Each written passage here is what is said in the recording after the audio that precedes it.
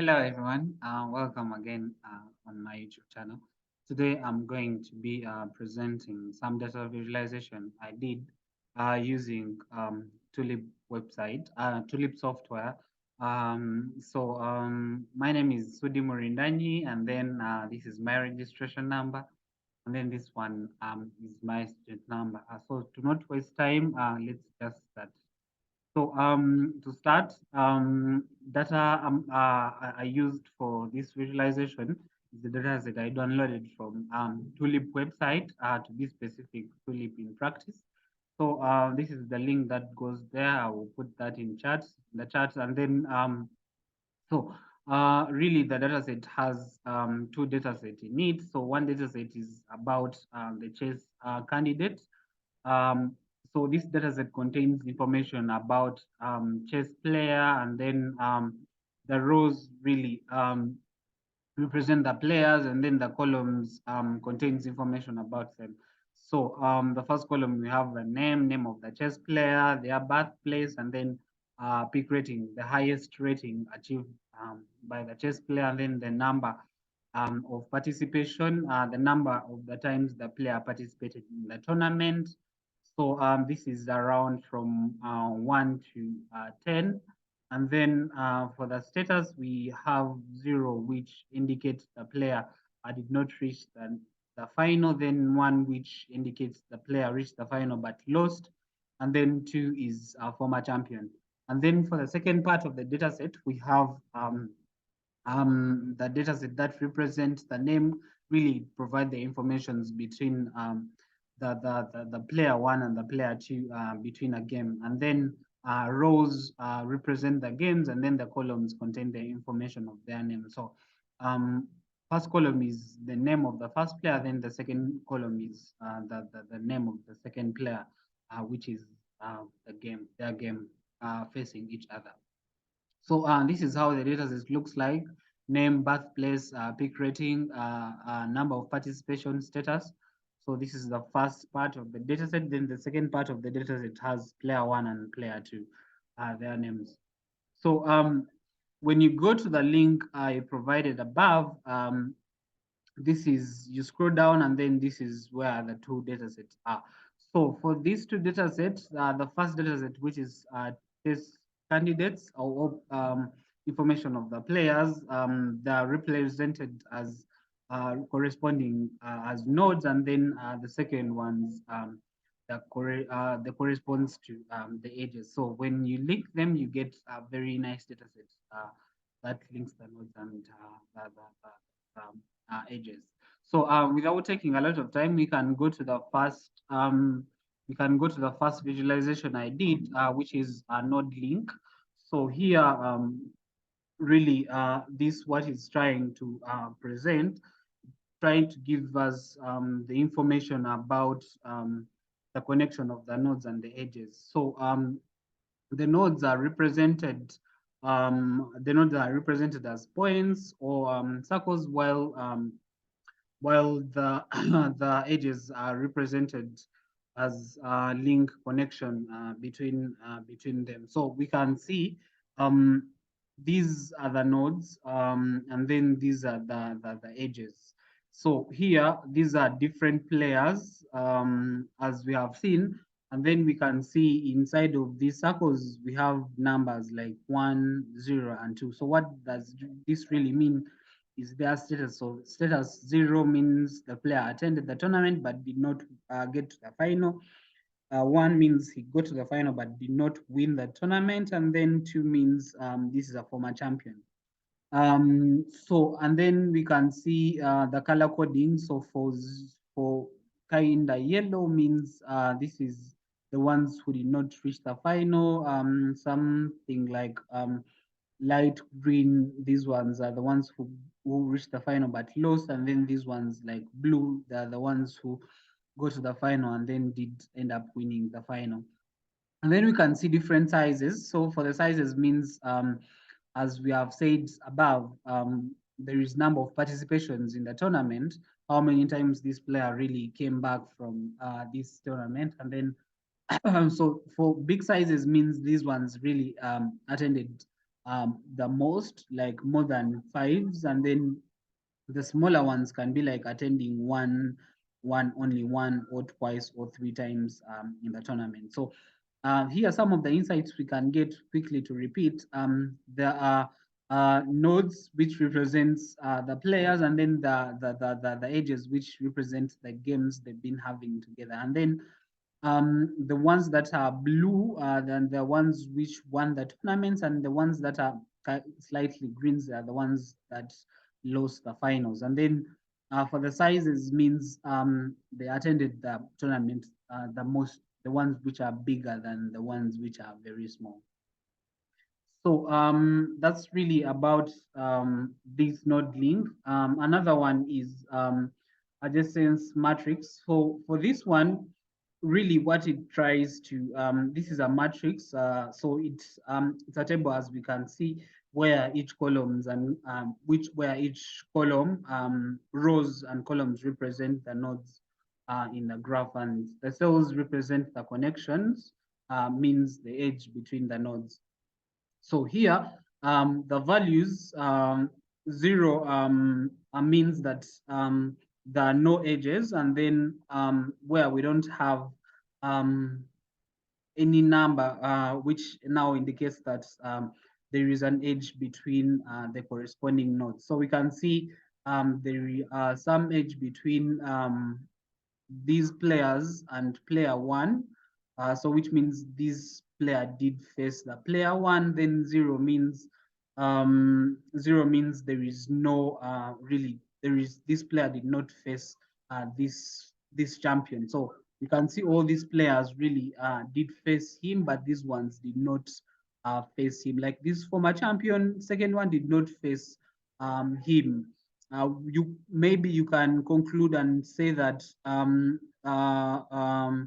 this maybe was the game. I mean, let's see. Maybe this was the game where this one won, or this was the game where this one won, kinda, or this was the game where this one won the tournament, sort of that. And then this another graph we have is the histogram. So histogram really do combine informations, and then gives the distribution of the values of the nodes or the edges.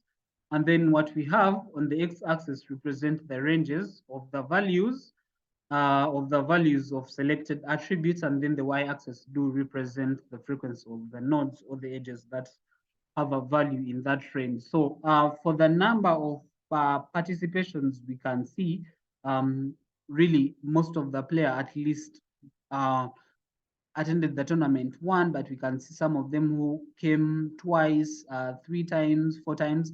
And then what we can see here as an insight that the player who attended like 10, 8 did end up winning the tournament. And then some of them really attended like only 5, but actually also won that tournament. For the peak rating, we can see players who won the tournament really had higher peak rating, like around 2762 or 2815 or somewhere there. But player who did not win or go to the final have slightly lower peak rating. Like we can see this graph do skew to the left. And then for the status, we have status 1, which we have very many players there, and then status 2, 1, I mean 0, they have very many players there, and then status 1 slightly, but 2 again have very many players who won the tournament than the one who got to the final and lost. So another diagram or graph here we have is parallel coordinates. So here really what it helps us to visualize the relationship between variables and identifying the patterns or the clusters within that data. So we can see here we have, for example, birthplace, name. So these are players, and then where they were born. and then each player, if he attended at least a tournament but did not get to the final, and then the ones who attended twice, 3 times, and then some of the insights we can also extract from here is that the player who attended the most ended up really winning the tournament. We can see the blues here are more than the yellows. We can see also slightly the ones who go to the finals. They are here. They attended like at least 2 times, 4 times. But here, the most important insights here we can get the players who attended the most really ended up winning that trophy, and they are the ones who have high peak rating than the ones who attended once. So yeah, really that's one of the very important insights you can get from this color coordinate. Yeah. So another one is the scatter plot.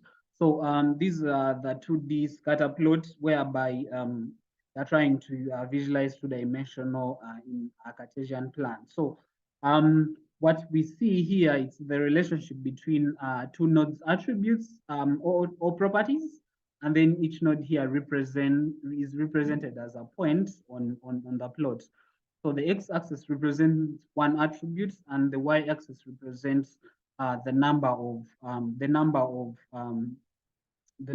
representing another attribute. So here are some of the insights we can see again, like from the as like what we have seen from the polar coordinates is that the player who participated the most do have higher peak rating than the player who participated the least.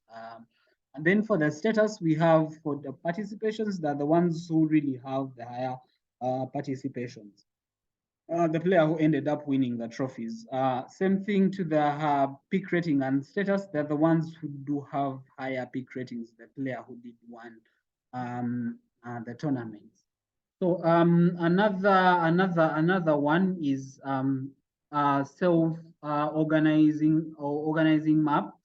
So here, what this self-organizing map is really trying to present is that it's presenting, okay, it's like a sort of type of artificial neural network that has map in higher dimensional input of the data.